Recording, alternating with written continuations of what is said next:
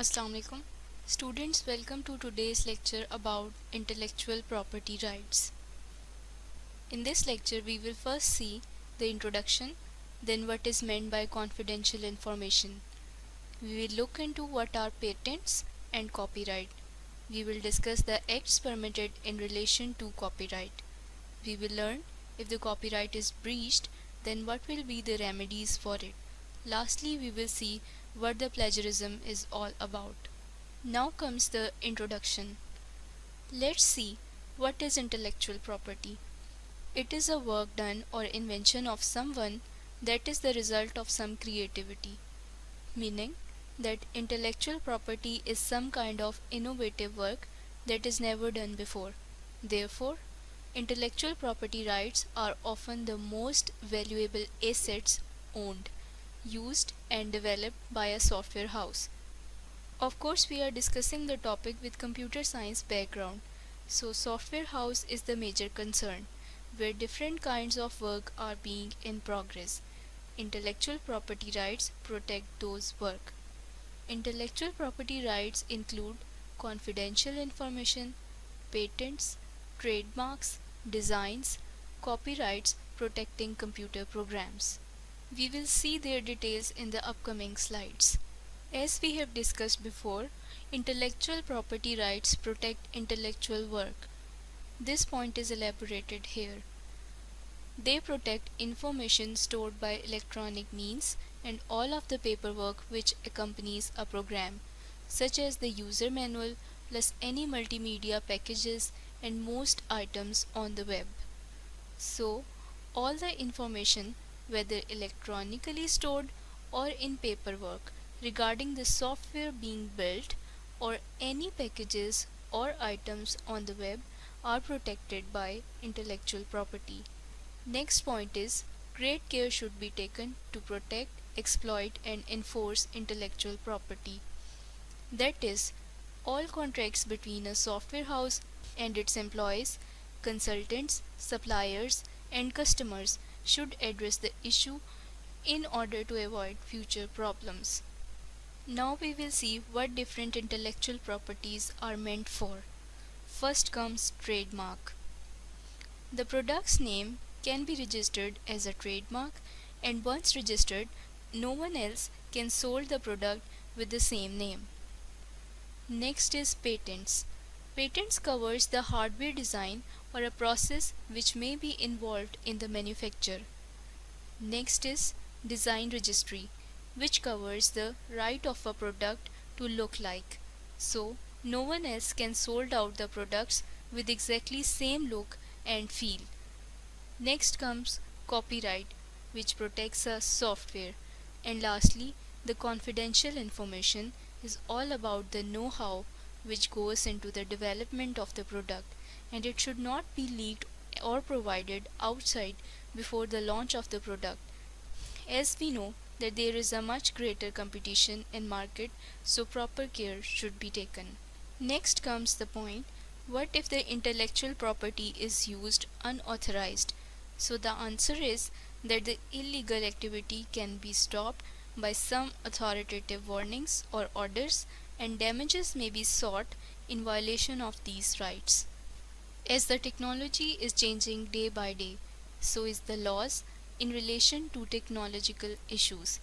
In this regard, in Europe, General Agreement on Tariffs and Trade concerned the protection of intellectual property rights in the face of widespread piracy of software products, keeping in view that the industry must be aware of its rights and obligations and that every step should be taken to enforce them. Now we will discuss some intellectual properties in detail. First is confidential information. We have discussed before that it is the information related to the product being in the process of building. So, it is the hidden information in the organization which is not a public property or not in a public knowledge. Let's see in depth what comes under confidential information.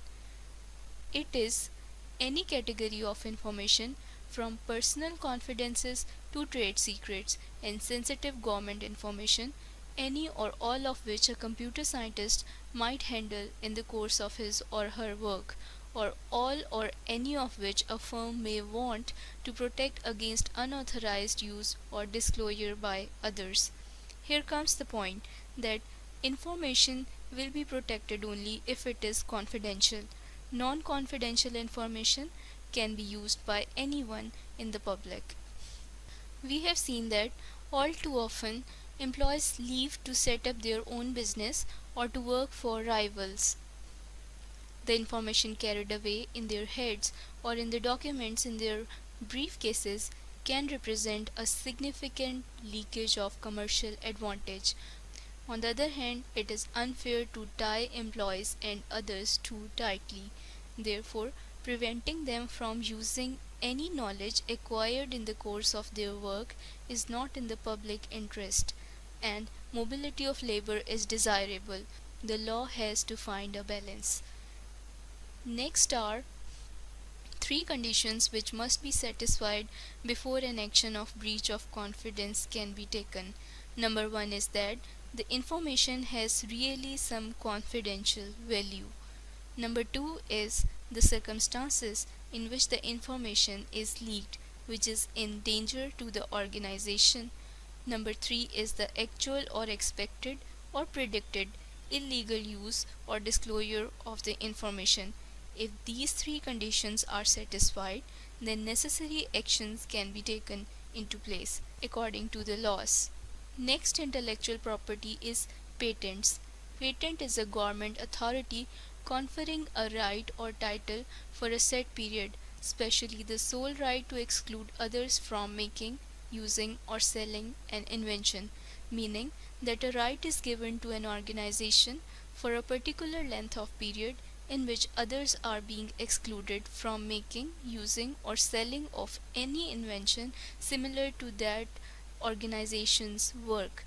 Next point is a patent gives to an inventor a monopoly in an invention. This means that the inventor is given the exclusive right to use or exploit the invention for a defined period. For example, in UK, a patent lasts for 20 years. The person who takes out a patent is known as a patentee, and this monopoly entitles the patentee to use or exploit the invention personally, share it with others in a cooperative venture, or sell it. Here comes an important point that the monopoly granted by patent law is so strong that the owner of a patent may even exclude independent inventors from the market. Next important point discusses about the real challenge a patentee can face. The better the patent, the more commercially desirable the breakthrough, the more likely it is to be challenged.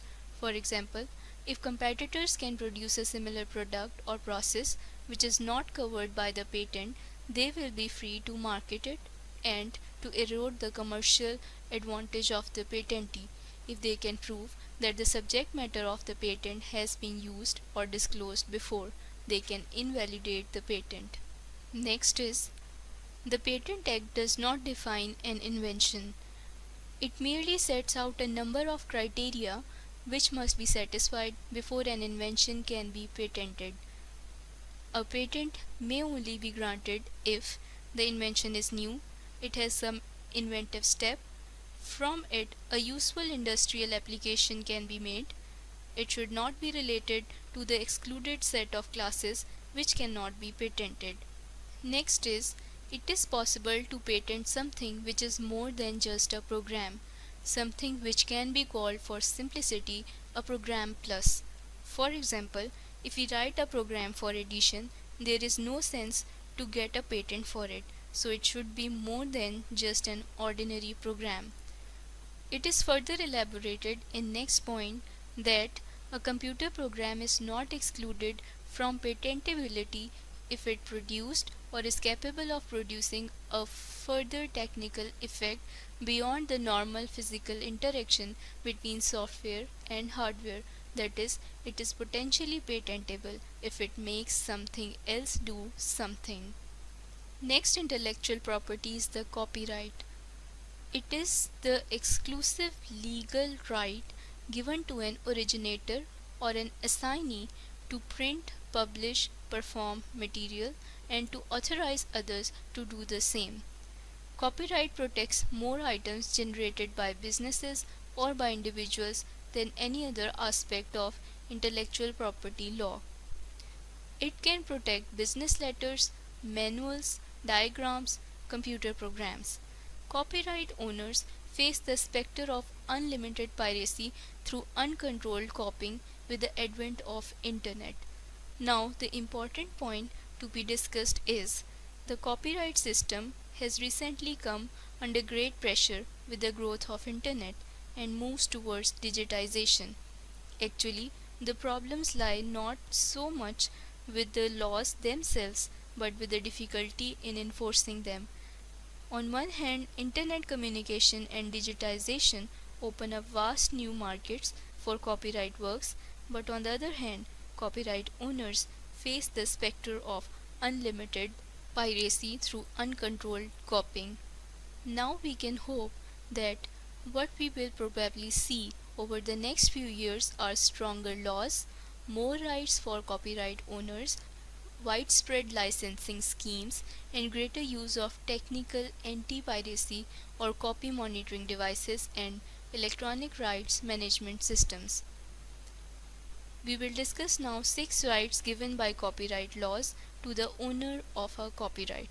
Number 1 is copy the work. Number 2 is issue copies to the public, rent or lend the work to the public, perform, play or show the work in public, broadcast the work or include it in a cable programmed service, make an adaptation of the work or to do any of the above with an adaptation.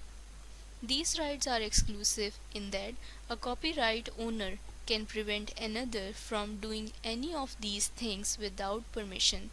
Permission is usually granted by contract, normally in the form of license to use a work in a particular way. These rights apply equally to published and to unpublished work. An important point to be kept in mind is copyright arises automatically on creation. Thus, unlike a patent, there is no need to register a copyright. Next topic is the acts permitted in relation to copyright. Some acts are permitted under the 1988 Act even though they would otherwise amount to breach of copyright. First one is the fair dealing. To fall within the fair dealing provisions and thus not to infringe copyright, copying must be either for private study or research, criticism or review, reporting current events. It should be noted that any type of copyright work may be used for the purpose of criticism or review. For example, an extract from a computer game may be broadcast in a television program reviewing software defects. Second point is making backup copies of computer programs, which is legitimate if a license does not prohibit or restrict it. Third point is transfer of work in electronic form. If the work is sold from one person to another, then the seller will have to give all rights to the purchaser and will not be able to use any copy by himself, which if so comes under the breach of copyright. Next point is decompilation for the purpose of interoperability. If the programs are interoperable, new programs can be generated from the old ones. The difficulty is to decompile and study the old program in order to engineer the new without infringing copyright. Here comes the point that it is not fair dealing to convert a computer program expressed in a low-level language into a version expressed in a high-level language. Decompilation is permitted only if it is necessary to create an independent program which can be operated with a program decompiled. Next point is error correction. It is lawful act if the user copies or adapts a program in order to correct error. Last point is regarding databases. It is not an infringement of copyright in a database for a person who has a right to use the database to do anything which is necessary for the purpose of access or use of the contents of the database or any part of it. Next topic is remedies for breach of copyright. In this topic, we will discuss what if the owner of a copyright claims for the copyright breach. A copyright owner has all the usual civil remedies of search, injunction, damages, and an action for an account of profits made in breach of copyright, meaning that copyright laws will provide remedies for unauthorized acts if some copyright is breached. Now here comes an important point, that if it is shown that at the time of the infringement of copyright the defendant did not know and had no reason to believe that copyright subsisted in the work, then the plaintiff is not entitled to damages against the defendant. Next point is, a copyright owner is also given an important power to enter premises without using force in order to seize infringing copies or articles specifically designed or adapted for making copies. For example, a computer used to make illegitimate copies of computer programs. Last topic is plagiarism. It is the practice of taking someone else's work or ideas and passing them off as one's own, meaning that to present as new and original an idea or product derived from an existing source. Plagiarism is an act of fraud. It involves both stealing someone else's work and lying about it afterwards. All of the following are considered plagiarism: turning in someone else's work as your own, copying words or ideas from someone else without giving credit, that is, without referencing, failing to put a quotation in quotation marks, that is, writing the quotation as your own, giving incorrect information about the source of a quotation, changing words but copying the sentence structure of a source without giving credit. This is also plagiarism act, that you copy a sentence and replace the words by their synonyms. For a computer program, changing variable names only, or not changing the structure or flow of a program. Like in a program, replacing the order of functions will not make it different. The way problems should be solved must be different. So students, in this lecture we have learned about different intellectual properties like confidential information, patents, and copyright. We have seen what are the acts permitted in relation to copyright. We have looked into remedies for breach of copyright. Lastly, we have discussed what plagiarism is all about. Hope you have enjoyed this lecture. Till next lecture, Allah Hafiz.